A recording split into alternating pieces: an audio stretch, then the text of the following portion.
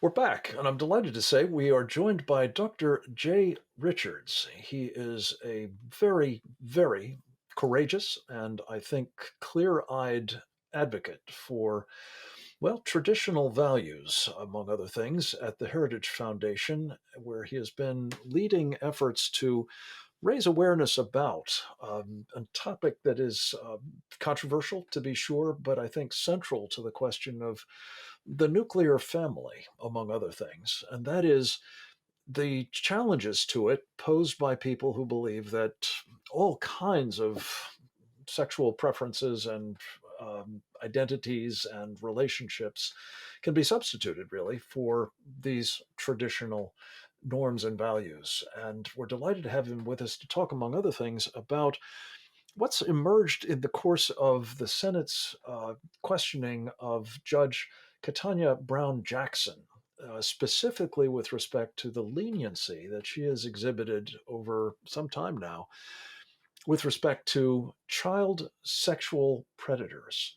And it's great to have you, Jay, with us to just sort of take stock on what we should learn from what Ketanji Brown Jackson has been saying and doing in this space, including in response to questions from the United States Senate.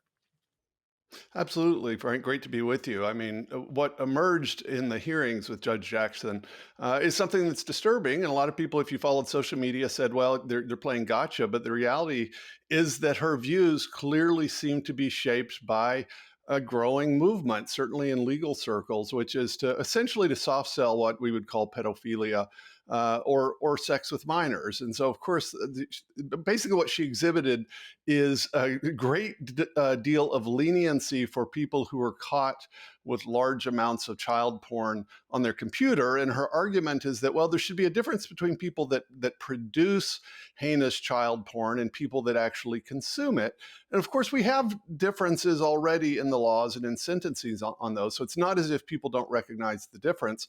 But the consumption of child porn is still a very egregious crime for the obvious reason that it requires child sexual abuse in order to produce it. And so they're essentially contributing to that.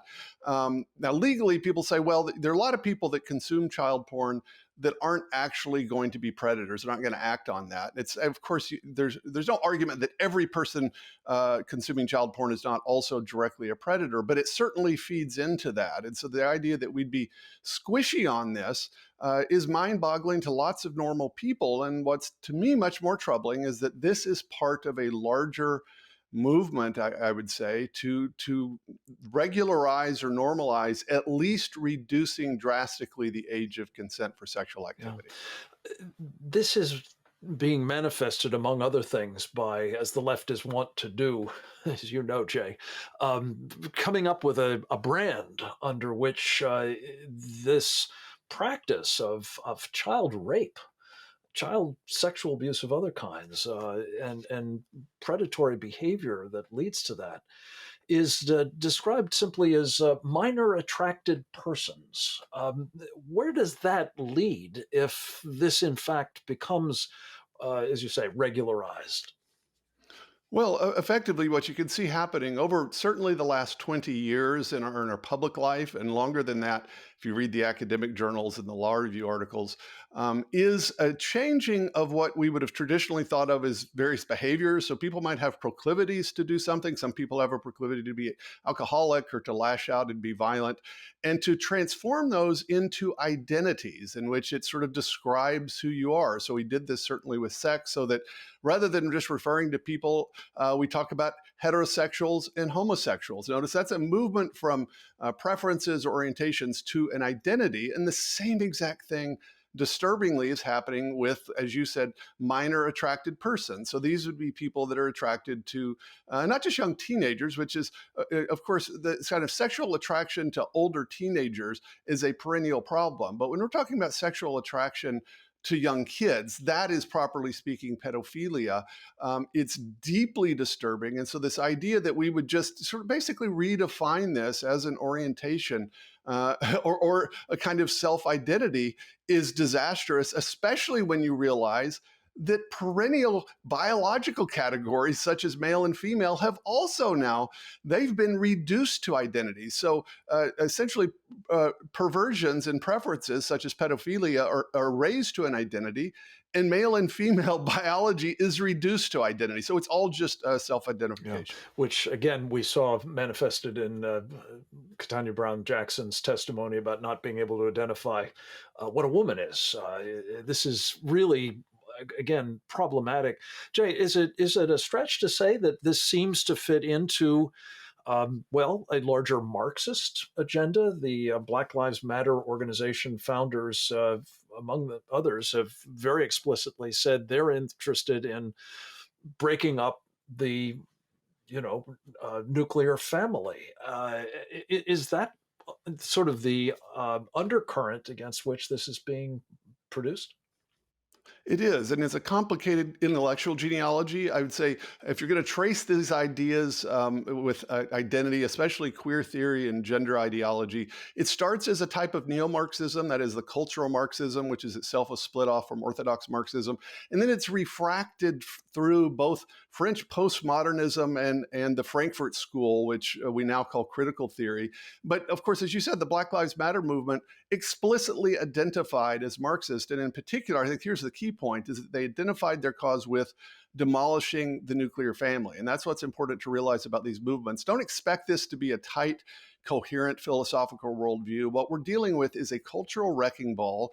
And just like Lenin, just like Marx himself, they recognize the family as the primary bulwark against an all-consuming and all-powerful state and ideology. And so it's perfectly consistent that they would do that. But in some ways, any stick will do to destroy this. And so, the colors under which it trades will vary. But the attack on the nuclear family and essentially on civilization, that is the perennial thing that you have to keep in Yeah, mind. a civilized society comes undone as these sorts of criminal behaviors are normalized and rationalized. Jay, an effort to push back on some of the elements of this, if you will, not terribly coherent but Mhm. destructive program was just enacted and signed into law in Florida by Governor DeSantis. It has been, well, mischaracterized, defamed, I would say, as the Don't Say Gay bill. Talk a little bit about the bill, what's Mm. actually in it, and why that's not the case, but more to the point, why it is needed. Well, it's directly related to what we're talking about. By the way, the name of the bill is the Parental Rights in Education Bill. Even the Associated Press couldn't manage to choke that out yesterday when Governor DeSantis signed it. It's what you would expect based on the name. So it's basically a guarantee of transparency in public schools for not just curriculum, but teacher training programs and anything that might find its way into the classroom, so that parents have to sign off on that. Also, so parents have to sign on to psychological and medical interventions, which are actually happening under the banner of gender ideology, in which schools will socially transition, say, a girl, in one case in Florida, who, unbeknownst to her parents, the school where the daughter was actually changed her name to a male name and treated her as if she was a male. The parents are now suing. That stuff's actually happening even in conservative states like Florida. And then the thing that's gotten all the media attention is effectively a paragraph which says in grades K through third grade, teachers will not introduce topics having to do with sexual orientation and gender identity. It didn't say particular sexual orientation. It says we're not going to have teachers leading discussions about this with 5 and 6 and 7-year-old kids.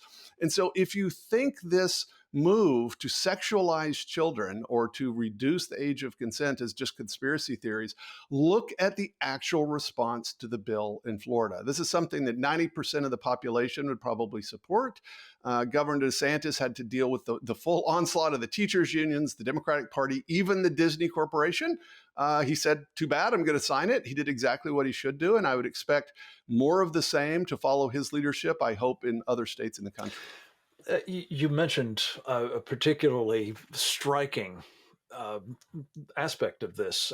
The Disney Corporation, actually, of course, was founded by Walt Disney, a man who both personally was committed to and I think contributed mightily to sort of lifting up the family. through his various entertainment ventures. What is it that is causing the company that bears his name to be taking a prominent role in, well, Mao-Maoing the governor to, veto this legislation and otherwise embrace such problematic behavior? Well, it's the distance that this ideology has already traveled in our institutions. I mean, most Americans we're too busy to focus on this stuff, and we think, well, maybe this is happening in left wing colleges or something like that. No, this is happening in every major corporation in the country, whether it's on the board of the corporation, or whether it's through HR. I think that the president of Disney, the CEO, he's actually terrified by his woke employees more than anything, which is sort of mind-boggling, but that CEOs of large corporations would essentially be dragged around by young 20-something employees. But that's what's happening. And so the reality is that the ideologues on this gender theory are just so vocal and so intense that a lot of people, heads of corporations, even if they don't necessarily agree with it, are terrified by it. And I think until the other side wakes up and realizes, look, they need to be more afraid of parents and school boards than they're afraid of their IT department and 20 somethings in their offices, I think we're going to continue to have this. It's just, I'm thankful for governors like Ron DeSantis who have the spine to stand up to it, because at the moment, I mean, look, I think DeSantis probably has the real support of 90% of the public, but they don't know what's happening. And so that's the This is message. where leadership comes in. Dr. Jay Richards, very quickly, how can people find out more about your work at the Heritage Foundation? Just check me out. We write on this and we're covering this topic constantly at heritage.org. Terrific. We follow you closely and look forward to having you back soon.